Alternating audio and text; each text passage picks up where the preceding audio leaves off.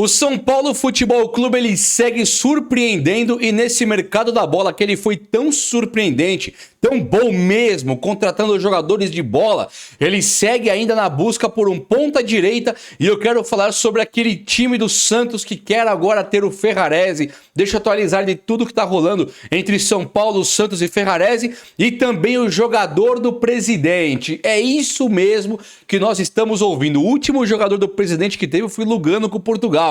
O cara simplesmente virou ídolo e campeão e agora tem mais um jogador do presidente que nós devemos ter aí. Eu quero explicar tudo o que tá rolando tintim por tintim depois do Crespo pedir esse reforço do São Paulo. Cauli chega como um meteoro. O cara vazam lances dele no Bahia que chamam muita atenção e tem gente já explicando algumas coisas sobre o posicionamento do Cauli para ele ser titular ou compor elenco no time de São Paulo, que deve dar uma reviravolta internamente dentro do elenco, porque o São Paulo ele já tem um time bastante pronto.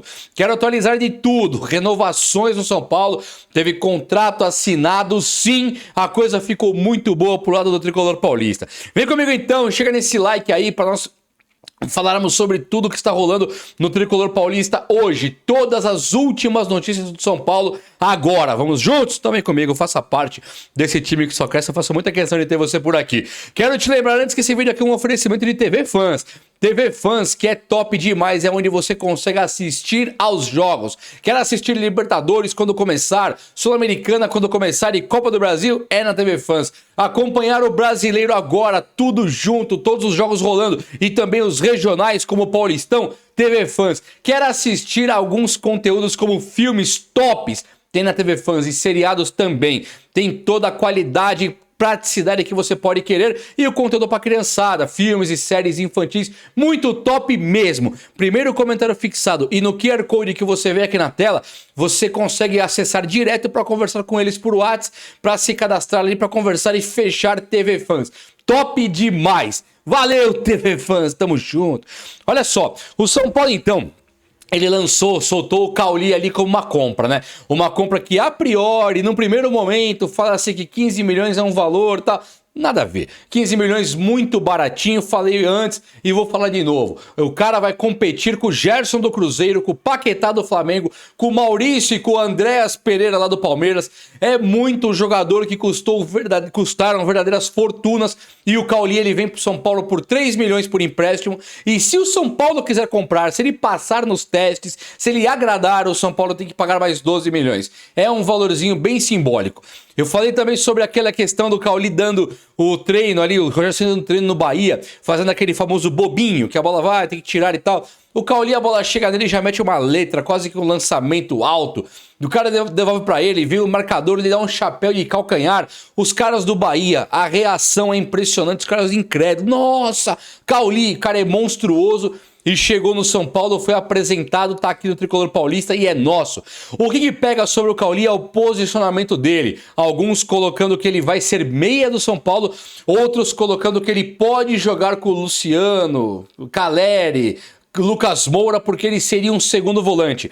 Então ele disputaria a posição ali com Danielzinho e Marcos Antônio. Claro que no momento atual não dá pra mexer, nem pensar em mexer em Danielzinho e Marcos Antônio. Luciano e Lucas Moura gera discussão. O Luciano pelo seu comportamento e por parar de jogar de vez em quando do nada, ele cansa, ele para, ele muda de posição, ele para e é um cara importante no ataque fazendo gols. É questionável. E o Lucas Moura, que também não tá muito longe da sua forma física ideal, também é questionável. Acho que o Cauli veio para escrever a história no São Paulo. Vamos ver como é que o Crespo vai colocar aí o time para jogar. Mas uma coisa que é seguro e certo é que o Crespo não tem a menor possibilidade mais de voltar o terceiro zagueiro para o time de São Paulo. O Crespo ele teve uma partida clamorosa contra o Grêmio e uma partida ruim contra a Ponte Preta, onde o São Paulo teve 2 vitórias gigantes, jogando bem e jogando mal, mas ganhou, tudo com 2 zagueiros. O que pega agora é que o Cauli chega, Lucas Moura volta, Luciano e Caleri queridinhos do Crespo, Danielzinho e Marcos Antônio jogando fino da bola e o Bobadilha é mais o cara da marcação. Então o terceiro zagueiro é para tirar no máximo, exagerando o Bobadilha e olhe lá. Não cabe mais. O São Paulo que tem o Dória, que é questionável, o Tolé é questionável, acaba não colocando ali nenhum dos dois para jogar, fica Ferrarese, Sabino e Alan Franco e Arboleda disputando as 2 posições de titulares e também as 2 de reserva. Olha que coisa interessante, cara. O Arboleda volta amanhã, vai voltar amanhã e se reapresentar passar a borracha, colocar panos quentes ou pingos nos is, naquela história dele ficar fora do São Paulo. Deve perder o próximo jogo do Tricolor, mas o Tricolor deve ter o Cauli agora para jogar contra o Red Bull nas quartas de final do Paulista, onde o São Paulo tem que ganhar e vai ganhar. Tem que passar e falar aqui quem tá jogando é o tricampeão do mundo. Aqui é o São Paulo Futebol Clube. Muito bacana de ver o caminho que o São Paulo tomou. O São Paulo pega o Red Bull depois de uma crise histórica no começo do ano. Agora ele tem Lucas Ramon voando, Enzo Dias voando. Danielzinho e Marcos Antônio não precisa nem falar o que estão voando. Caleri muito bem. Luciano e Lucas Moura indo bem também, na medida do possível. E aí tem um Bobadilha que melhorou sobremaneira. Sabino voando. Alan Franco bem. Arboleda bem. Rafael voando. O São Paulo montou um esquadrão. O São Paulo montou um timaço. Fica aí pra gente a dúvida realmente de quem que vai substituir Danielzinho e Marcos Antônio. Por falar em Marcos Antônio, tudo garantido. São Paulo acertou com o cara a renovação e valorização contratual. O São Paulo não assinou com ele ainda, mas pelas informações que chegam pra gente, é que tá tudo certo, o São Paulo vai renovar com o Marcos Antônio.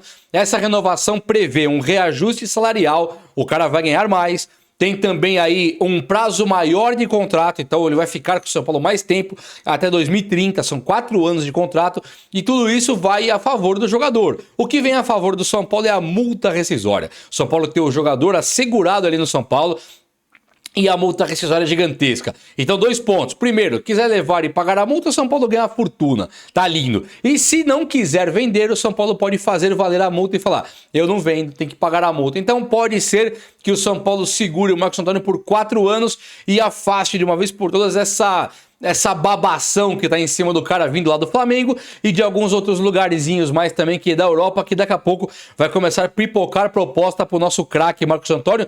Muito lindo de ver isso aqui acontecendo. O Luciano renovou, tá? O Luciano renovou o contrato até 2028.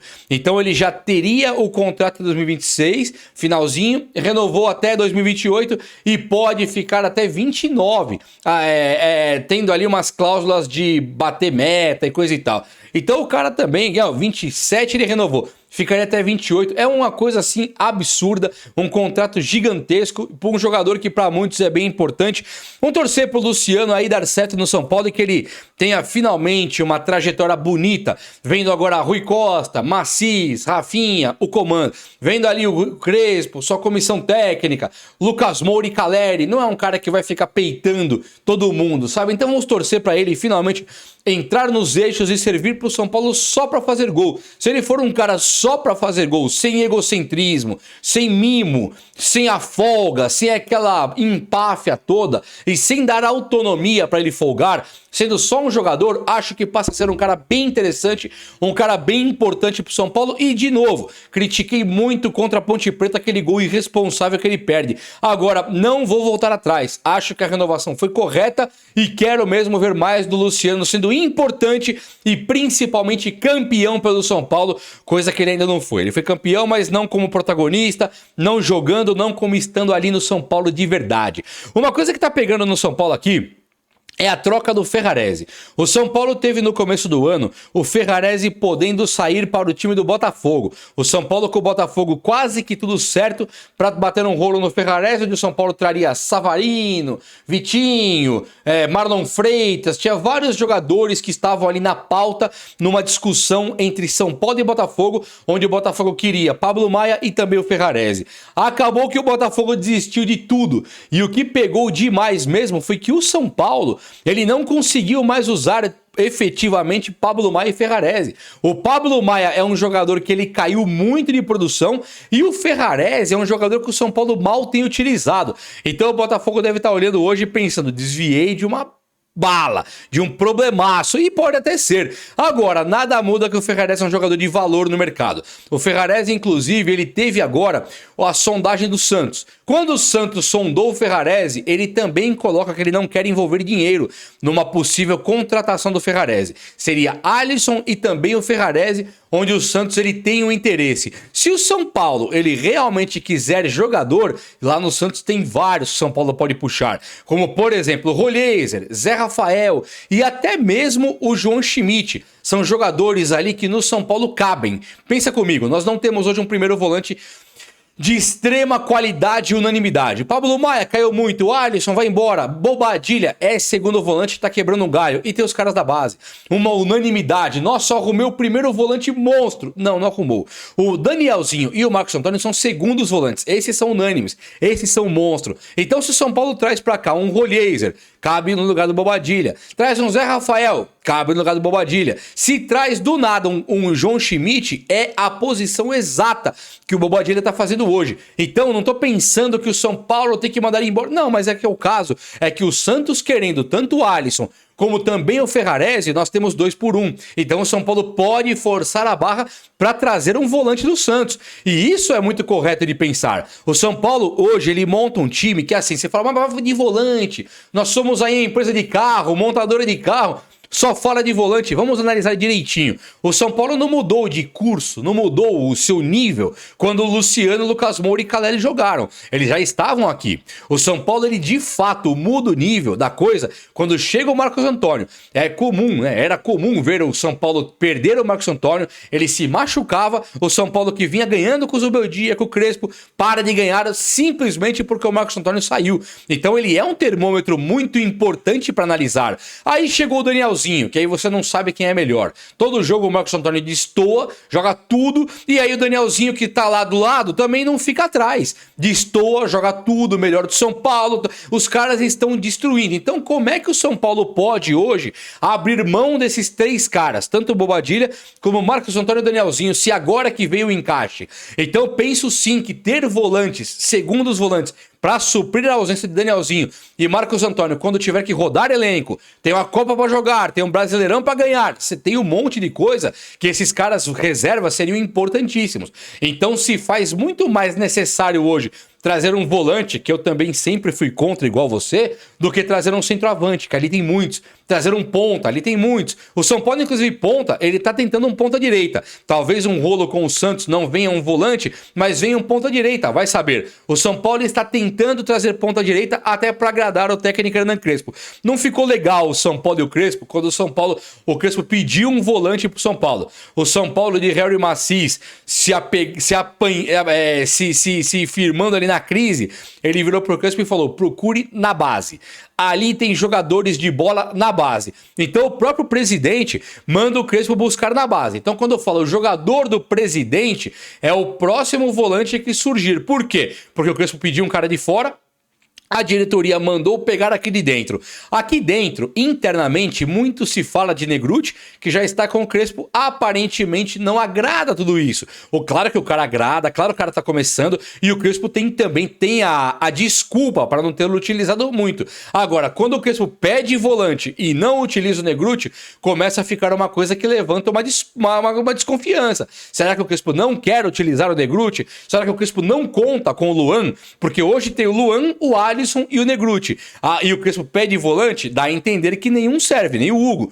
Então a diretoria mandando o Crespo ir buscar na base, o Crespo já começa a falar abertamente em Jorginho. O Jorginho é um volante da base que destacou demais ali na copinha e ele tá totalmente pronto para jogar. O Crespo é só pegar e colocar. Existe uma transição para o profissional? Até existe, mas hoje o Crespo ele tem que trocar o pneu com o carro andando. Ele tem que chegar e colocar o Jorginho. Só que corre na boca miúda que o Matheus Ferreira, volante que é mais forte e mais rápido que o Jorginho, ele pode talvez não ter a mesma técnica, porque o Jorginho se destacou demais. O Matheus Ferreira tem também a técnica, só que ele tem uma força física mais avantajada. Ele tem uma velocidade absurda, ele é o pitbull ali considerado pela molecada ali de Cotia. Então olhar hoje para o Jorginho e também pro Matheus Ferreira é porque o São Paulo tem 2. A diretoria, ao mandar o Crespo fazer, o Crespo prontamente acatou. Isso aqui é importante. Tem técnico que bate o pé e fala para a diretoria, não vou fazer, quero volante. Fica toda hora na coletiva jogando para a torcida. Eu pedi reforço, aqui não tem reforço. Foi muito comum nós vermos isso com técnicos anteriores que ficavam reclamando a ausência de reforços. Dorival era um que não pedia, Zubeldia era um que não pedia. E agora o Crespo ele segue na mesma linha, falando que não precisa contratar. O Crespo ele pede para contratar. Ele falou, preciso de reforços, mas eu sei da situação de São Paulo e sei que o reforço pode estar na base. Então o Crespo, na última coletiva, no mesmo passo que ele fala que precisa de reforços, o São Paulo tem um elenco reduzido e que coisa e tal, ele também chega quando o Alisson vai pro Corinthians. Quem você quer dali? Ele fala, não quero ninguém, não quero ninguém. Então percebe que aí tem coisa. O Crespo fala, preciso de reforços. Tipo assim, eu não sou a primeira força de São Paulo do Brasil. Eu quero um elenco mais qualificado. E quem você quer do Corinthians? Ninguém. Não parece mais que o São Paulo está contente com o que tem? Quando a diretoria manda o Crespo utilizar a base e o Crespo vem na coletiva e fala... Está aí na transição agora o Negrutti e também o Jorginho. Ele não dá sinais de que pro lugar de Marcos Leonardo e pro lugar de Danielzinho serão Jorginho e também Negrutti. E vindo o Matheus Ferreira também. O ponto é... O São Paulo encontrou caras de qualidade. Outro ponto, o São Paulo não tem dinheiro e não quer gastar para contratar. Outro ponto é, não estamos contratando titulares para tirar o São Paulo do buraco. São jogadores para compor elenco. O protagonista é o Danielzinho. O protagonista é o Marcos Antônio. Agora, Negrutti, Jorginho e também o Matheus Ferreira, eles vêm para compor elenco e fazer aquela parte do reserva. O jogador reserva, o jogador que tem que destruir quando entrar, aquele cara do segundo tempo, aquele cara que tem que dar conta do recado e não propriamente bater de frente com o Flamengo, Palmeiras, Corinthians, Cruzeiro, para ser o protagonista. Isso fica para os titulares, para os veteranos e para a reserva fica a equipe de base. Isso é montar elenco, isso é saber fazer. Essa é a ordem que vem de cima e o top disso tudo é o Crespo, sim, aceita. E outra coisa também que é importantíssimo, Alan Barcelos foi colocado para trabalhar com o Hernan Crespo. Para quem não está sabendo, o técnico prodígio, o técnico monstruoso da base, não é mais técnico da base do São Paulo, não. Ele foi trazido para uma tal de comissão técnica fixa. Então o técnico vem de fora, ele traz 2 ajudantes, 2, 3, mas existe uma comissão técnica fixa. Era composto por aquele rapaz, o Milton Cruz, tinha uns caras lá. Agora, um que é da comissão técnica fixa é o Alan Barcelos. Então, para essa transição, Matheus Pereira, Matheus Alves... Matheus Ferreira, Matheus Pereira e Pedro Ferreira e esse menino aí, o Jorginho, essa transição vai passar também pela canetada e pelo fino trato de Alan Barcelos, que conhece os caras melhor do que ninguém. Temos reforço ou não temos? Temos um time qualificadíssimo ou não temos? Fala comigo aí, vai. O vídeo de hoje foi esse. Espero que você tenha gostado. E se você gostou, chega nesse likeão aí. Tamo junto. Abraço, meus amigos. Até a próxima. Valeu!